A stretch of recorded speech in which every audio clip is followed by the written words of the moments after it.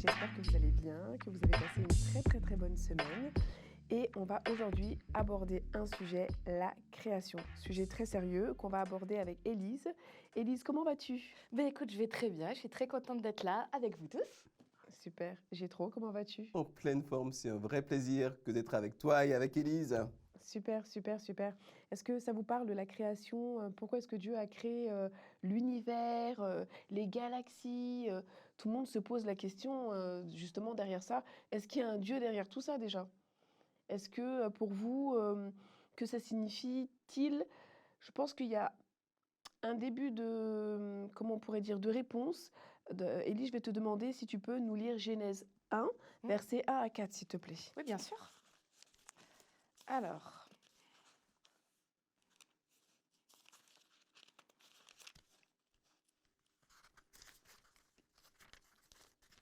Mais oui, la première page de la Bible. c'est ça. Je ne la trouve plus. Si tout va bien, elle est là et bien là. Donc, 1 à 4. S'il te plaît. Au commencement, Dieu crée le ciel et la terre. La terre est comme un grand vide. Elle est dans la nuit. Une eau profonde la recouvre. Le souffle de Dieu se tient au-dessus de l'eau. Dieu dit que la lumière brille et la lumière se met à briller. Dieu voit que la lumière est une bonne chose. Alors, il sépare la lumière et l'obscurité. Merci. Donc il y a déjà un bon début de réponse. Et on sait que le chrétien croit en la création en 6 jours, si je ne me trompe pas, et un repos le 7e jour. Alors, dans le monde chrétien, il y a toute une variété de gens qui croient en Dieu, qui croient en Dieu créateur. Et puis, il y en a qui pensent que tout s'est passé du point de vue technique, comme c'est marqué dans la Bible.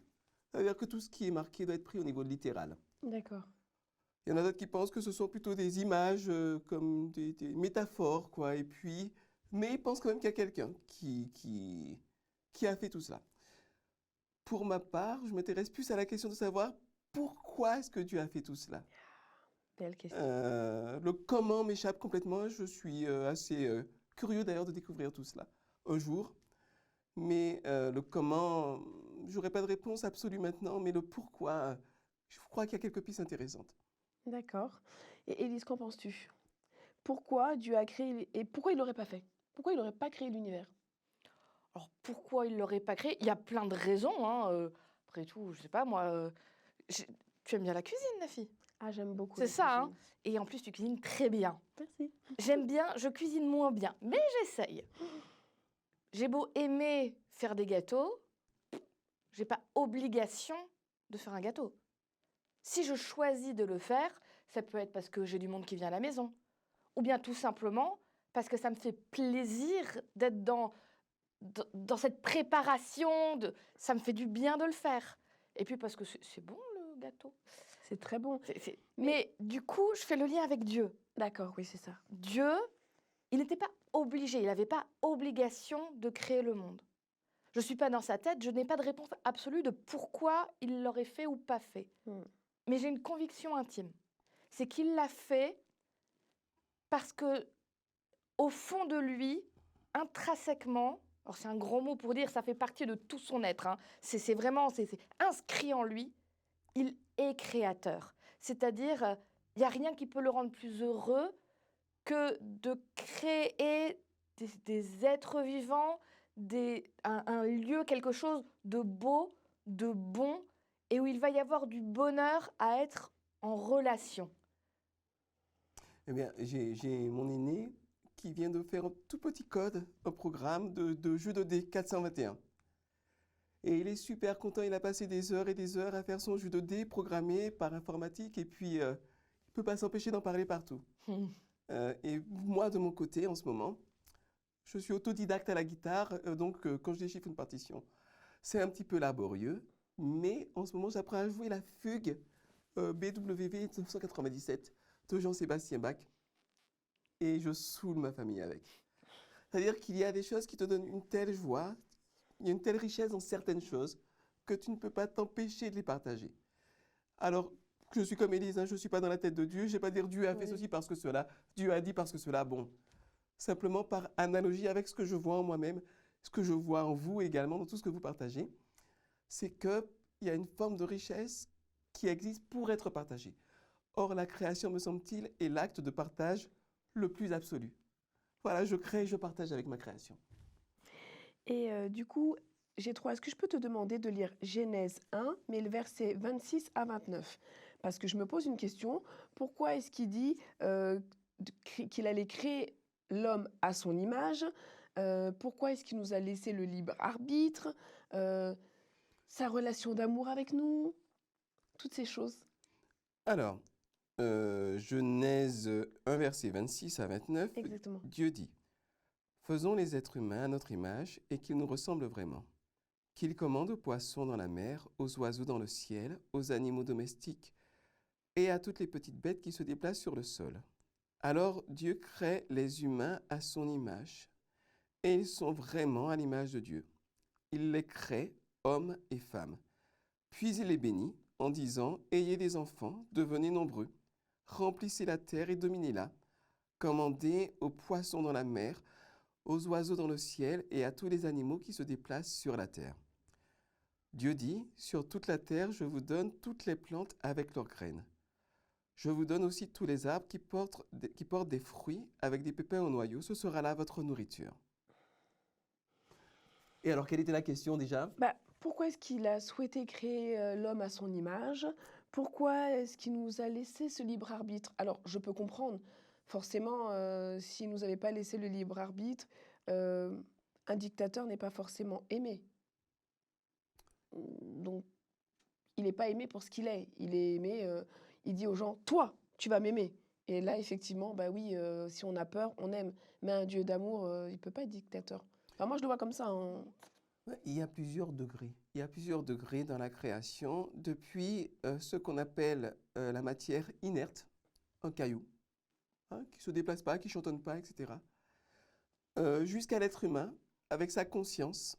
J'ai appris un mot cette semaine, un très joli mot, aperceptivité. D'accord. Qui veut dire qu'on fait émerger à la conscience les objets du réel. Et on peut porter un regard analytique, critique, de contemplation, émerveillé, enfin voilà. Et en passant par les animaux qui sont mus par un instinct, par des codes, il y a tous les degrés quelque part dans la création. Et il me semble que Dieu avait envie d'altérité. Mais je crois que tu as entendu quelque chose d'intéressant à propos d'altérité ce matin, non, à la radio? Oui. C'est une femme que je trouve très intéressante. Je ne suis pas toujours d'accord avec elle, mais très intéressante. C'est Delphine Orvillers. J'ai toujours du mal à dire ça. Pourtant, je suis alsacienne, je devrais y arriver. Hein. Delphine Orvillers, donc, qui est rabbin, qui passe beaucoup dans les émissions. C'est quelqu'un avec beaucoup de profondeur. D'accord. Et donc, parmi tous les sujets dont elle parlait, ce matin, elle parlait d'altérité en prenant un exemple biblique entre les deux fils d'Abraham, Israël et Ismaël. Et en gros, elle disait, altérité, c'est la même racine que altérer. On l'entend, hein, altérité, altérer. Bien sûr. Altérer en français, ça veut dire quelque chose qui est un peu cassé, qui n'est plus tout à fait comme au départ. Et donc, elle disait, prendre le risque de l'altérité, c'est-à-dire aller à la rencontre de l'autre et accepter qu'il est différent, c'est accepter d'être un peu altéré soi-même, parce que si je rencontre quelqu'un qui ne me ressemble pas, je vais changer légèrement. Je vais découvrir d'autres choses. Et donc, oui, d'un côté, je vais perdre un peu de ce que j'étais, mais je vais devenir un amalgame dans le sens... un amalgame, c'est un métal et on rajoute d'autres bouts de métaux dedans. Voilà, comme un alliage. Quoi, comme hein. un alliage. Donc, je deviens un amalgame de qui je suis moi et je reste moi, mais où je rajoute dedans un peu de toutes ces altérités que je rencontre et qui font de moi quelqu'un de plus riche. Je pense que quand Dieu crée, il est en recherche aussi d'altérité. Et pour rendre ça plus simple, j'ai un exemple qui parlera peut-être pas à tout le monde, mais un peu plus aux jeunes. Il y a un jeu que je trouve très rigolo à petite dose qui s'appelle les Sims. Ah oui. C'est connu. On crée une maison, on peut choisir ce qu'on achète. Pendant longtemps, ma femme jouait aux Sims, elle s'occupait plus de moi. Ça... Mais ne le dites à personne, c'est un secret. Mais peut-être qu'elle t'avait mis dans le jeu. Ah, mais j'étais dans le jeu, elle me faisait de bons petits plats. Dans le jeu, j'étais traité comme un roi. Les Sims ont toujours très bien marché. Mais les ventes de Sims ont explosé à partir du moment où les tout premiers Sims, c'était vraiment le petit personnage ou les petits personnages qu'on avait ne bougeaient et ne faisaient que exactement ce qu'on leur disait. Sinon, ils restaient presque sur place. Et au fur et à mesure que les jeux se sont améliorés, il y a eu plein de possibilités où, si vous ne touchez pas à votre Sims, il commence à faire des choses tout seul, qu'il a envie de faire. Et parfois des choses étonnantes. Et le jeu est devenu beaucoup plus intéressant parce qu'il y a un élément de surprise. On n'est plus juste un dictateur qui dit « mange, bois, fais dodo, va parler à un tel, tu es amoureux de cette personne-là ». Ça reste rigolo aussi un peu dans les Sims de se la jouer tout puissant, c'est moi qui décide de ta vie. Mais à partir du moment où il y a une altérité, donc l'autre commence à devenir indépendant et faire ses propres choix, c'est plus intéressant. C'est un jeu, c'est même pas des personnages réels, mais imaginez dans la réalité, quel intérêt aurait eu lieu de faire des petits robots à qui il dit « lève-toi, va manger, va faire dodo, rencontre telle personne ». Il n'y a pas d'intérêt profond. Non. Dieu voulait des vis-à-vis. C'est pour ça qu'il dit à son image. Pas qu'on est exactement comme lui, mais c'est plus facile pour moi d'être en vis-à-vis avec Jétro ou avec toi, qui me ressemblait, qu'avec un arbre ou une fleur, parce que je n'ai pas de moyen de communication avec. Plus on se ressemble, plus on peut se comprendre, plus il y a des points communs, plus on peut parler de notre altérité et être enrichis l'un par l'autre. Oui, et puis c'est quelque chose d'absolument fondamental. Je le ressens très profondément parce que parfois j'ai des opportunités de partir en voyage. D'accord. Et souvent je les refuse si ma femme ne peut pas venir. Parce qu'il y a ce besoin d'être là, de partager, d'être à deux, de regarder ensemble dans la même direction où il y a un panorama fantastique avec un lac et le soleil qui se miroite dedans. Mais si tu es tout seul, alors regardez, c'est beau, c'est bien, mais quand tu es 2 ou 3 ou 4, c'est encore mieux. Alors, il y a une richesse dans le partage. Et je crois que c'est pour ça que Dieu a créé. Exactement. Et tu as devancé ma question d'après qui disait « Est-il possible de vivre une relation d'amour sans prendre de risques ?» Alors, j'aime beaucoup cette citation de Delphine Orviller qui dit que finalement, l'altérité, c'est un risque, mais c'est un risque indispensable pour générer de la richesse et pour générer de la profondeur. On n'est jamais plus blessé que par les gens qui vous sont proches et que par les gens que vous aimez. Mais en même temps, si vous vous protégez de toute forme de blessures potentielles, eh bien, vous rendez tout à fait impossible la relation et vous perdez énormément. Oui, ma femme pourrait me tromper, ou je pourrais tromper ma femme, ou mes enfants pourraient me trahir, ou me voler, ou faire n'importe quoi, ou ruiner la réputation de la famille. Le seul moyen d'éviter ces risques-là, c'est de ne pas se marier, de ne pas avoir d'enfants. Le seul moyen d'éviter les coups de poignard dans le dos, c'est de ne pas avoir d'amis, de n'avoir que des ennemis. Et l'amour, par nature, dirais-je, est quelque chose qui ne se force pas. S'il y a une chose qui ne se force pas, par nature même, c'est l'amour. Est-ce que tu es en train de me dire que la peur n'évite pas le danger? La peur n'évite pas le danger, mais souvent la peur va te précipiter dans le danger. Parce que finalement, la manière dont tu perçois la relation, si tu la perçois plus en termes de danger, de problèmes potentiels qu'en termes de richesse et en termes d'épanouissement, tu vas être dans ce qu'on appelle les prophéties autoréalisatrices. Et donc, si j'ai peur que mes enfants changent de valeur, je vais les conditionner, je vais leur bourrer le crâne avec mes valeurs, un conditionnement ultra-religieux, je ne sais pas quoi. Le résultat, dès qu'ils pourront, ils vont tourner le dos et ils vont prendre des valeurs complètement opposées parce que je me serais comporté de manière complètement irrationnelle et irrespectueuse de leur liberté. Donc, je crois que Dieu, quand il crée l'être humain, il prend un risque parce qu'il le crée libre. Et c'est un risque qu'il prend fondamentalement parce qu'il souhaite une relation, peut-être avec un élément de surprise. Ça, c'est de la spéculation de ma part. Mais par amour, ça, c'est une certitude. D'accord. Élise, est-ce que je peux te demander de lire Ézéchiel 28, versets 12 à 19 ? C'est par rapport à la liberté que Dieu nous a donnée. Est-ce qu'il sanctionne? Est-ce qu'il ne sanctionne pas? Pourquoi est-ce qu'il sanctionne? Pourquoi est-ce qu'il ne sanctionnerait pas? Donc tu m'as dit Ézéchiel 28. Ézéchiel 28, versets 12 à 19. Bien sûr. Alors, toi, l'homme, chante un chant de deuil sur le roi de Tyr. Tu lui diras, Voici les paroles du Seigneur Dieu. Tu as été un modèle de perfection. Tu étais rempli de sagesse et d'une beauté parfaite. Tu vivais en Éden, le jardin de Dieu, couvert de pierres précieuses, rubis, topazes et diamants, chrysolites, cornalines et jaspes, saphirs, grenats et émeraudes. Tu portais toutes sortes de bijoux en or, préparés le jour où tu as été créé. Je t'avais choisi comme chérubin protecteur aux ailes étendues. Tu vivais sur ma montagne sainte, tu te promenais au milieu des pierres de feu. Tu t'es conduit parfaitement depuis le jour où tu as été créé jusqu'au jour où le mal est apparu chez toi. C'est quand même bizarre parce que Dieu nous a donné l'entière liberté, tellement de liberté. C'est, je pense, inconditionnel. Aujourd'hui, il a eu un ange qui l'a accompagné, à qui il a donné toutes choses. Il a eu tellement de liberté que ça s'est presque retourné contre Dieu. Enfin, presque. Ça s'est retourné contre Dieu. Qu'est-ce que vous pensez de ça? La liberté, tu peux pas avoir une moitié de liberté. La liberté, tu l'as ou pas. D'accord. À partir du moment où c'est une liberté conditionnée, c'est plus tout à fait la liberté. Ce que je veux dire par là, c'est que donc le texte qu'on a là, je vais juste faire un petit point parce que peut-être que les gens qui nous écoutent, ils disent pourquoi elle parle d'un ange.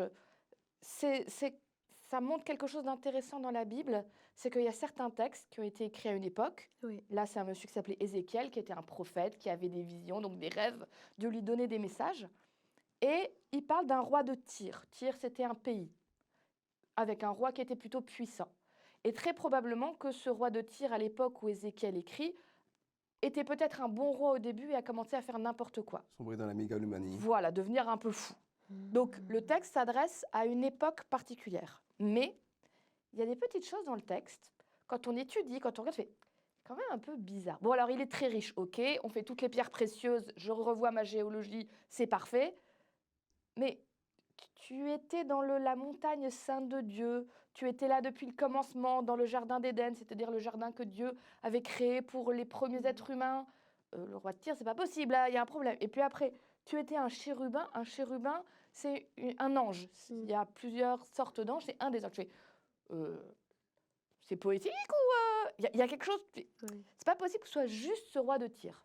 Et donc, en étudiant, en regardant avec d'autres textes, des gens qui lisaient beaucoup la Bible ont dit « Ah mais oui, ce texte-là, il parle aussi de quelque chose qui s'est passé bien avant le roi de Tyr, de cet ange qui s'appelait Lucifer, donc le porteur de lumière, qui était tout proche de Dieu, c'était presque son second, c'était un ange très important, et qui à un moment a pété un plomb. Il a pris la grosse tête. Et il a pris la grosse tête et a commencé à se dire « Mais Dieu, il fait plein de trucs, moi, je pourrais faire aussi bien que Dieu. Il n'y a pas de raison, je pourrais être Dieu à la place de Dieu. » Et donc, ce texte est en train de décrire comment cet ange parfait, beau, merveilleux, à un moment, parce qu'il avait la liberté, fait ce choix de dire « Je fais le choix de devenir jaloux, d'être envieux et de me dire que je peux faire mieux que Dieu. » Et là, le mal, quelque part, né en lui, pas que le mal n'existait pas avant, la possibilité du mal a toujours existé puisque Dieu laisse la liberté. Mais là, ça s'incarne quelque part, un être commence à agir en accord avec le mal. Et ça va avoir des conséquences terribles parce qu'il va, j'ai envie de dire, en contaminer d'autres, il va réussir à les convaincre de sa façon de voir en disant « Dieu vous aime pas vraiment, Dieu fait des lois trop dures, Dieu dit qu'il est amour, mais c'est pas vrai, en fait, il veut vous empêcher d'atteindre votre plein potentiel. » Et donc ce texte, il est important parce qu'il dit le mal, c'est pas juste chez nous, sur notre terre, c'est quelque chose, c'est un concept qui est là parce que si on l'enlève, il n'y a plus de liberté. Mais le mal n'est jamais en Dieu. Il n'y a rien de mal chez Dieu. Mais alors du coup, je reviens, tu m'as dit quelque chose qui est très très intéressant pour moi. Déjà, de ange de lumière, il tombe à ange des ténèbres. Ça, c'est... Mais surtout... Alors, on ne dit jamais ange des ténèbres, il me semble, dans la Bible. D'accord. Les titres qu'on peut lui donner, c'est père du mensonge. Père du mensonge, donc de ange de lumière. Accusateur des frères. Voilà. Accusateur et le père du mensonge. Oui, parce qu'on ne peut pas mettre ange derrière une personne pareille aujourd'hui. Mais comment il a fait pour contaminer autant de monde avec lui? C'est quand même... Alors voilà, c'est une forme de symétrie qu'il y a entre la dynamique positive du partage, de l'amour, de la liberté, D'accord. et de l'autre côté du miroir, du côté obscur, si j'ose dire, la volonté, une sorte de prosélytisme de la calomnie, de la critique, et puis de la mise en avant de son ego. Et à partir du moment où tu prends quelque part son ego, tu as beaucoup de puissance et beaucoup de pouvoir sur lui. Par exemple, beaucoup de terroristes qui se font exploser parmi dans les foules, etc. Ce sont pour pas mal d'entre eux des petits délinquants, des petites frappes qui ont une vie misérable, qui vivaient de trafic, qui se droguaient, qui fumaient, qui se prostituaient, enfin, des gens qui n'étaient pas des modèles de vertu. Et puis, d'un seul coup, quelqu'un vient et les prend par l'épaule en leur disant, mais toi, en fait, je sais que tu es quelqu'un de vraiment bien. En fait, tu es vraiment quelqu'un de spirituel. Tu es un vrai croyant. Tu n'es pas comme les autres. Il faut juste que tu trouves ta voie spirituelle. Et à partir du moment où vous commencez à caresser les gens dans le sens du poil, ben voilà, vous commencez à leur donner une raison d'exister, une valeur, une fierté. Une valeur, une fierté. Et souvent, cette valeur et cette fierté se construit en opposition à. Alors typiquement dans ce cas du terrorisme islamiste dont je parle, c'est en opposition à l'Occident. Ou bien là, par exemple, vu la guerre en Ukraine qu'il y a en ce moment, euh, Vladimir Poutine fédère en opposition à l'Occident, voilà, en se victimisant et en disant c'est l'Occident qui est la cause de tout ça, en n'assumant aucune de ses responsabilités, en disant voilà, c'est la faute des Occidentaux, ils veulent nous éliminer, ils veulent nous humilier, etc. Et puis Xi Jinping, le président chinois, est dans la même dynamique parce qu'il veut diminuer le pouvoir de l'Occident. Et donc, il y a une symétrie qui est absolument terrible parce que les mêmes méthodes peuvent amener d'un autre côté à l'épanouissement réel, à l'altérité, c'est-à-dire accepter de perdre un petit peu pour que l'autre gagne et gagner avec lui. Et de l'autre côté, c'est soit tu te plies finalement à ma manière de voir, soit je t'extermine d'une manière ou d'une autre. Et je retourne à ce que je te disais, c'est pour ça que Oui. j'ai insisté sur le fait, on ne dit pas tellement ange de ténèbres, Oui, parce oui. que parfois les traditions ont présenté, alors on a dit hein, Lucifer, c'est aujourd'hui on lui donne le nom de diable. Et les gens s'imaginent un petit bonhomme rouge avec des cornes, une queue fourchue. C'est le folklore moyenâgeux, Voilà, ça. c'est le folklore moyenâgeux, mais quelque part, c'est grave comme image parce que moi, j'ai un petit bonhomme rouge comme ça qui vient et qui me dit fais le mal. Ben non, t'es gentil, non. Puis j'ai peur surtout. Mais le père du mensonge, c'est autre chose. Il a toujours l'apparence de cet ange de lumière très beau qui vient et qui te susurre à l'oreille. Tu vaux plus que ce que tu crois. Et puis, tu mérites plus que les autres. Eux, c'est pas des gentils. De toute façon, ils t'en veulent. Tu ne fais rien de mal, tu ne fais que réclamer ce qui t'est dû. Et là, tu peux beaucoup plus facilement comprendre qu'il a réussi à convaincre du monde parce que faire le bien, c'est quelque part exigeant. Oui. Décider d'être dans cette voie de Dieu qui te propose un chemin où tu restes dans des valeurs positives, ça demande quand même des efforts. Ce n'est pas tout simple à vivre. Et des fois, proposer quelque chose de plus rapide avec de la gratification immédiate facile, c'est tentant. Et on verra plus tard pour les conséquences. Et là, je peux tout à fait comprendre qu'il y ait du monde qui se dit ouais, c'est sympa comme façon de voir, et qui se font piéger après. Le problème du mal, c'est que c'est quelque chose, quand on met le petit doigt dedans, ça vous broie. On rentre dans un système qui te fait monter haut au début, qui peut-être a l'impression d'être au sommet du monde, et qui très rapidement te fait descendre et tu ne sais plus comment t'en sortir. Et plus tu te débats, plus tu rentres dans ce système pour essayer de t'en sortir, et plus t'es coincé. Et Dieu a dû arriver à des choses très fortes, jusqu'à la mort de Jésus, pour donner des portes de sortie à des gens qui avaient été broyés par le mal et qui ne pouvaient plus s'en sortir par eux-mêmes.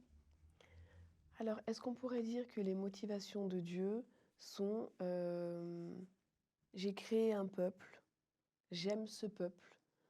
Et il y a quelqu'un qui m'a dit il n'y a pas longtemps que si il y a un créateur, mais ce créateur, il a toujours le mode d'emploi. Et Dieu, quand il nous a créés, il a créé avec le mode d'emploi. Donc, il savait qu'il allait y avoir des personnes qui allaient être bien et il savait qu'il y avait des personnes qui allaient devoir faire un peu plus d'efforts. Mais il a donné le mode d'emploi et après, avec ce libre arbitre, est-ce qu'on peut se dire que, voilà, c'est à nous de décider si on veut avancer avec lui ou pas et qu'il nous a donné toutes les techniques pour pouvoir y arriver. Voilà, ce qui est génial avec Dieu, c'est que vous pouvez vous planter, vous pouvez mettre le petit doigt dans le mal, vous pouvez monter, descendre, vous casser la figure, mais à un moment donné, Dieu continue, lui, à parler à votre conscience, à parler à votre cœur, que ce soit au travers de la nature, au travers de nos textes, au travers de rabbins, au travers de nos petits enfants, même au travers d'un événement quelconque. Et il y a toujours possibilité de se dire ce que Dieu fait, en prenant ce risque avec moi, je peux le faire également avec les autres. Et changer dès lors complètement la dynamique relationnelle dans laquelle je suis. Sortir du système où on ramène tout à soi, où on se justifie, où on se glorifie en salissant les autres. Hein, c'est une spécialité, ça. Parfois, les gens se mettent ensemble, se mettent à critiquer les uns les autres, se sentent mieux comme ça, voilà. On se place au-dessus des autres. Dieu, lui, a fait exactement le contraire, ça a été dit avec Jésus. Plutôt que de se mettre au-dessus des autres, il est venu à notre niveau, il s'est même mis en dessous pour pouvoir nous porter, nous élever. Et ça montre vraiment que son amour, c'est un amour qui n'est pas un amour de mots. C'est pas du blabla, c'est du concret, c'est du tangible. Et c'est un exemple fantastique pour nous. Eh ben, je vous remercie beaucoup. Ça a été très très clair. J'espère que pour vous aussi, ça a été clair. Après, si ça ne l'est pas, si vous avez encore des questions, n'hésitez pas, vous allez dans la barre d'infos, vous allez poser toutes vos questions. Nous, on va se faire un plaisir d'aller regarder. Et Camille et Gétro, pardon, veuillez m'excuser, Gétro Camille et Élise Lazarus vont se faire un plaisir de répondre à vos questions. En tout cas, d'ici là, on vous souhaite de passer une très bonne semaine sous le regard de Dieu.